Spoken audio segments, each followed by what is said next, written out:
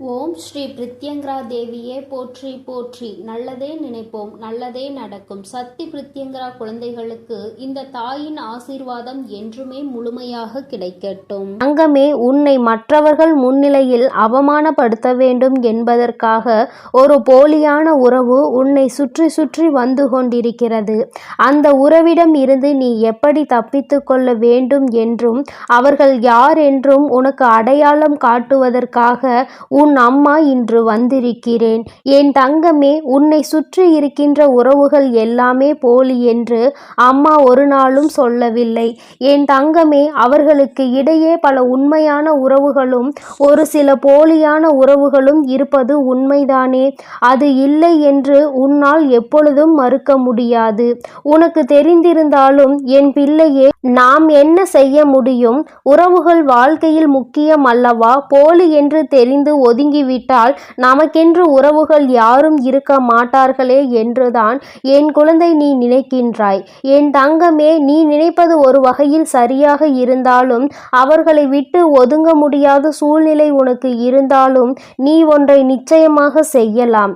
அவர்களிடம் இருந்து தப்பிப்பதற்கான வழியினை நீ தேடலாம்.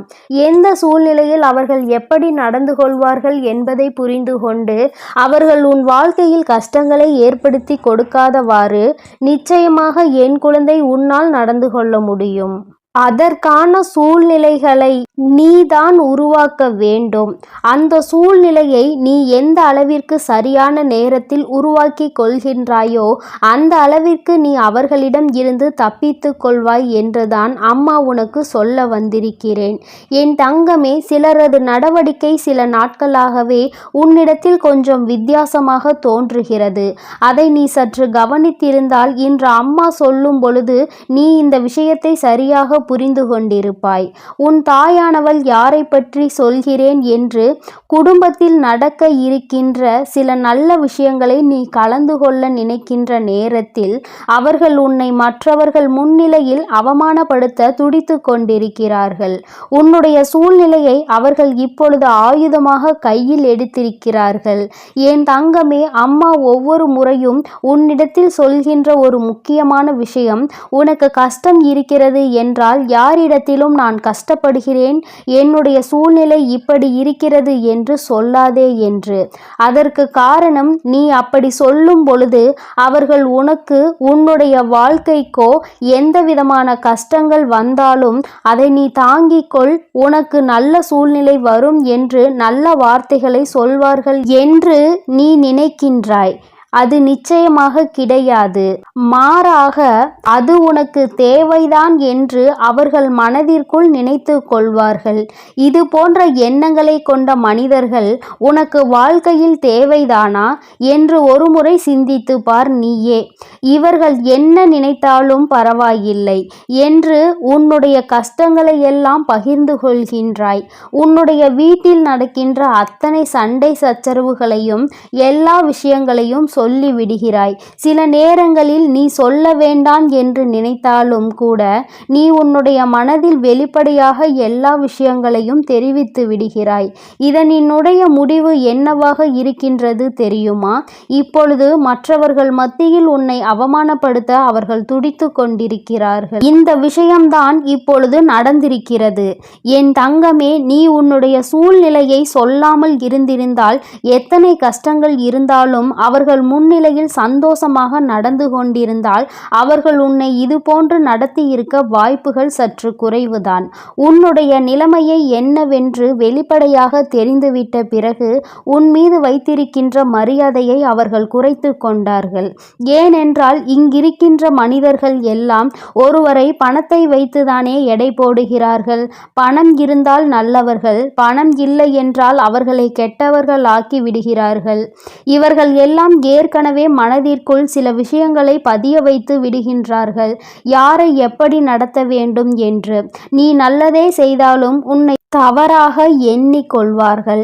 ஆனால் பணம் வைத்திருப்பவர்கள் தவறே செய்தாலும் அவர்களை நல்லவர்கள் போல சித்தரிப்பதுதான் இவர்களுக்கு முக்கியமான வேலையாக இருந்து கொண்டிருக்கிறது. என் தங்கமே, இவர்களை ஒரு நாளும் திருத்த முடியாது. ஏனென்றால் அவர்கள் அங்கே பாவ மூட்டையை தூக்கி சுமக்க தயாராகி கொண்டிருக்கிறார்கள். ஆனால் என் குழந்தை, உன்னுடைய மனநிலையை மாற்றி உன்னால் பாதுகாத்து கொள்ள நிச்சயமாக முடியும். அதற்காக தான் அம்மா உன்னிடத்தில் இந்த விஷயத்தை சொல்லிக் கொண்டிருக்கிறேன். என் தங்கமே, சில விஷயங்கள் உனக்கு நிச்சயமாக மன கஷ்டத்தை இவர்களால் கொடுத்திருக்கின்றது. நான் சொல்லிதான் எல்லாம் உனக்கு தெரிய வேண்டும் என்ற அவசியம் ஒருபோதும் கிடையாது. சுற்றி இருக்கின்ற உறவுகள் எப்படிப்பட்ட உறவுகள் என்று நீ முழுமையாக தெரிந்து வைத்திருக்கின்றாய். வேறு வழி இல்லாமல் பேசிக்கொண்டிருக்கின்ற இந்த நேரத்தில் இவர்களிடத்தில் உன்னை பற்றிய வெளிப்படையாக எல்லா விஷயங்களையும் நீ இனிமேலாவது சொல்வதை நிறுத்திவிடு. என் தங்கமே, ஆறுதலுக்கு தேட வேண்டியது இவர்களை கிடையாது. ஆறுதலுக்கு யாரும் இல்லை என்பதற்காக இவர்களிடத்தில் சொல்லி மேலும் மேலும் நீ கஷ்டத்தை தேடிக் கொள்ளாதே. என் குழந்தையே, உன்னுடைய மனதில் இருக்கின்ற சில எண்ணங்கள் இவர்களால் கேலியும் கிண்டலுக்கும் ஆளாகி இருக்கிறது. ஒரு நாளும் நீ இதை நிச்சயமாக செய், உனக்கு வெற்றி கிடைக்கும் என்று ஒரு நாளும் நல்ல வார்த்தைகளை உனக்கு சொல்லியது கிடையாது. ஏனென்றால் இது அவர்களினுடைய பிறவி குணம். அவர்களால் இன்னொருவர் வாழ்க்கை நன்றாக இருப்பதை ஒரு நாளும் ஏற்றுக்கொள்ள முடியாது. என் குழந்தையே, உன்னால் இவர்களை ஒதுக்கி வைக்க முடியாமலே இருந்துவிட்டு போகட்டும். ஆனால் அம்மா சொல்வது போல இவர்களிடத்தில் இருந்து நீ கவனமாக இருக்க உன்னால் நிச்சயமாக முடியும். ஏனென்றால் அது உன் கைகளில்தானே இருக்கிறது. அவர்களிடத்தில் தேவையில்லாத விஷயங்களை பகிர்ந்து கொள்வதும் அவர்களின் கேள்விக்கும் கிண்டலுக்கும் ஆளாகி நிற்பதும் மற்றவர்கள் முன்னிலையில் உன்னுடைய விஷயங்களை பற்றி பேசி சொல்லி சிரிப்பதும் உன்னால் நிச்சயமாக தடுத்து நிறுத்த முடியும். ஒரு விஷயத்தை பற்றி நீ சொன்னால்தானே அதை அவர்களால் எடுத்து மற்றவர்களிடம் சொல்ல முடியும். நீ அதனையே நிறுத்திவிட்டால் அவர்களிடத்தில் எப்பொழுதும் உன்னுடைய கஷ்டத்தை பற்றி பகிர்ந்து கொள்ளாமல் சந்தோஷமாக இருப்பது போல வெளிப்படுத்திப்பார். நிச்சயமாக உன்னுடைய வாழ்க்கையில் பல மாற்றங்கள் தெரியும். அவர்கள் மனதிற்குள் நிறைய மாற்றங்கள் தோன்றும். என்ன கஷ்டம் இருந்தாலும் சந்தோஷமாக வாழ்ந்து கொண்டிருக்கிறான் என்ற எண்ணத்தை அவர்கள் மனதில் நீ விதைத்து விட்டாய் என்றால் யாராலும் உன்னை எந்தவிதமான கேலியும் கிண்டலும் செய்துவிட முடியாது. நாம் என்ன செய்தாலும் இவர்கள் வாழ்க்கையை நம்மால் அசைக்க முடியாது. அவர்கள் சந்தோஷமாக தான் வாழ்ந்து கொண்டிருப்பார்கள் என்று இவர்கள் நினைப்பார்கள். என் தங்கமே, இவர்கள் இந்த சந்தோஷமான வாழ்க்கையை உன்னிடம் இருந்து எதிர்பார்க்காவிட்டாலும் இந்த தாயானவள் உனக்கு அதனை தரும் பொழுது நீ சந்தோஷமாக இந்த வாழ்க்கையை நல்லபடியாக நடத்துவாய். ஆனால் இவர்கள் முன்னிலையில் நிச்சயமாக என் குழந்தை நீ சந்தோஷமாக வாழ்ந்து விடுவாய். உன் வாழ்க்கையை சந்தோஷமானதாக மாற்றுவதில் என்னுடைய பங்கு அதிகமாக இருக்கிறது அல்லவா? நிச்சயமாக என் குழந்தைக்கு எது சரி என்று எனக்கு தோன்றுகிறதோ அதை நான் செய்து கொடுப்பேன். நீயும் சரியான நபர்களை வாழ்க்கையில் தேர்ந்தெடுத்து சரியாக வாழ்ந்து காட்ட வேண்டும். எந்த சூழ்நிலையிலும் நான் உன்னை காப்பாற்றுகிறேன். அவசரத்திற்கு உனக்கு தேவைப்படுகின்ற உதவியினை நான் எந்த சூழ்நிலையிலாவது உனக்கு ஏற்படுத்தி கொடுக்கின்றேன். அதனால் எல்லாமே நல்லபடியாக நடக்கும் என்பதை மட்டும் புரிந்து கொண்டு சுற்றி நடக்கின்ற விஷயங்களை எல்லாம் மனம் தளர விடாமல் அடுத்தவர்கள் முன்னிலையில் உன்னுடைய வேதனையை வெளிப்படுத்தாமல் நீ இருந்து விட்டால் போதும். இவர்கள் எந்த நிலையிலும் உன்னை அசைக்க முடியாது.